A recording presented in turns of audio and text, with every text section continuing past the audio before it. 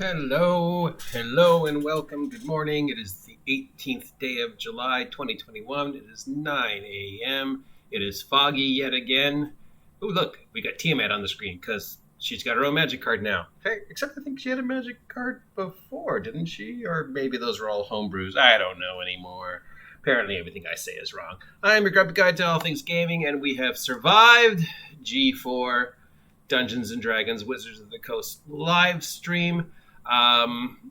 Sad to say, not much was there that was a surprise. As far as online conventions go, it was pretty safe. It was pretty formulaic. And talking, gaming, talking, gaming, talking, gaming, product, talking, gaming.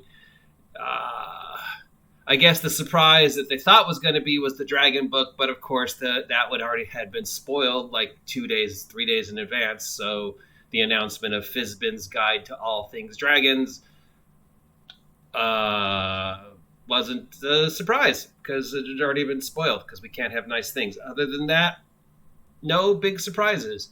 Of course, there was some talk about this, the Adventures in the Forgotten Realms, Dungeons & Dragons Magic set, but again, no big surprises, no big surprise announcements, no hints of what we could expect.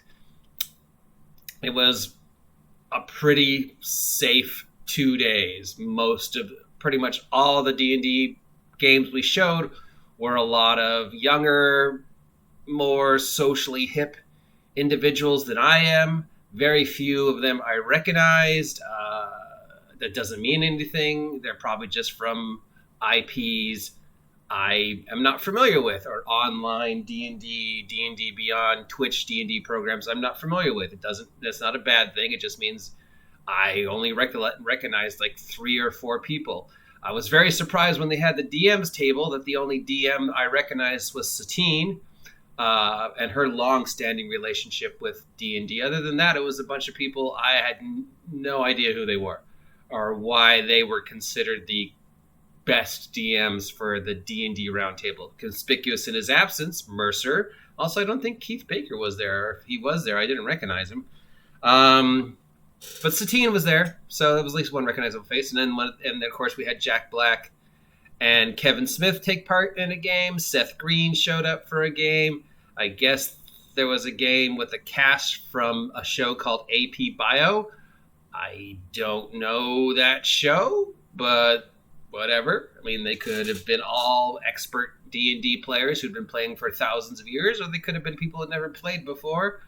We had the WWE Carnival of Chaos, which we know everybody there has played D&D before because they have their own D&D show that they do through the WWE network. Xavier Woods and Ember Moon both being huge. I mean, we know Ember Moon's a huge D&D nerd. She always talks about D&D, and Xavier Woods being a huge video game nerd and possibly D&D nerd, and a couple of the other people there that were playing, we know that they've had a history of the game. But mostly it was young, fresh, new faces, most of whom I didn't recognize. Again, conspicuous in their absence was anybody associated with Critical Role wasn't there for any of the games. But that doesn't mean anything. There was plenty of other stuff going on this weekend that could have required their attention. PAX, I think, was this weekend, or at least Digital PAX was this weekend. I'm pretty sure there was another con. Gen Con? Maybe? No, I don't think Gen Con was this week. But I know there was like other cons. So just the fact that they're not there is not any way insulting them at all. I assume that they had other things to do, or were previously booked, or, they've got their own lives and didn't have time to be part of this, or maybe Wizards of the Coast is keeping any association with Critical Role on the back burner right now, since they're technically on break and waiting to see what third season's going to be and what big surprises Mercer and company have for us. So who knows? So all in all, it was a very safe, very formulaic, very no real big surprises. The games were never very serious. It was mostly just a lot of people having lighthearted fun and sort of trying, projecting this new perception of Dungeons and Dragons being a silly, fun, let's dress up like and with my green hair family game. When there's nothing wrong with that. I know somebody's going to shit all over me for saying this. There's nothing wrong with trying to change the perception of D&D as a bunch of fat white dudes sitting in their basement, drinking soda and eating Cheetos and talking about chainmail bikinis, and instead making the perception that D&D is a fun family game where a bunch of people with green hair who cosplay as elves in chainmail bikinis are drinking soda and eating Cheetos and having a good time. There's nothing wrong with that. It's just there's so many facets to the hobby. So whatever.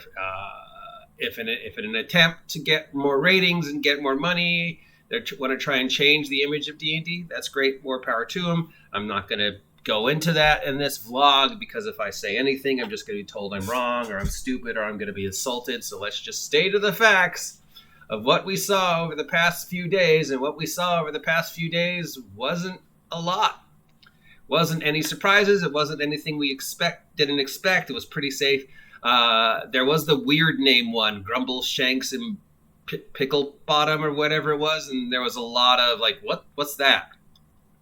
I thought it was going to be a comedy troupe or a band, but turned out it was a game that was very, I guess, sort of a play on the Lord of the Rings, Hobbits, Bilbo's Party kind of thing. So I guess it was, I don't know why they chose that name, if it had anything to do with the game they had been playing previously.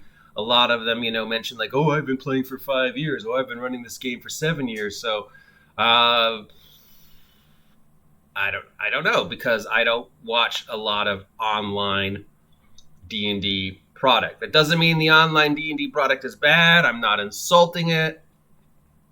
So don't come after me with your pitchforks and your torches. I'm just saying I don't watch it. I don't watch a lot of anything. I have trouble staring at the screen for long periods of time.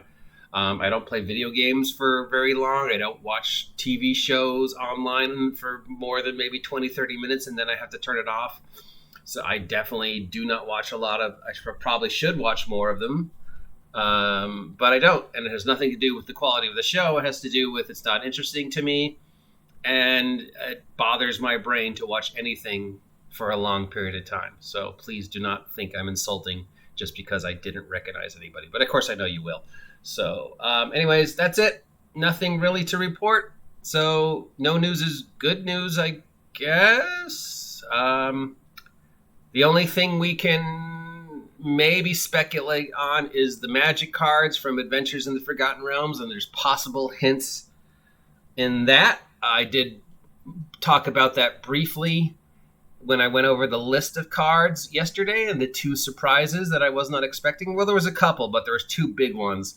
And you can see that in yesterday's video when I went over the cards, what the two big surprises were.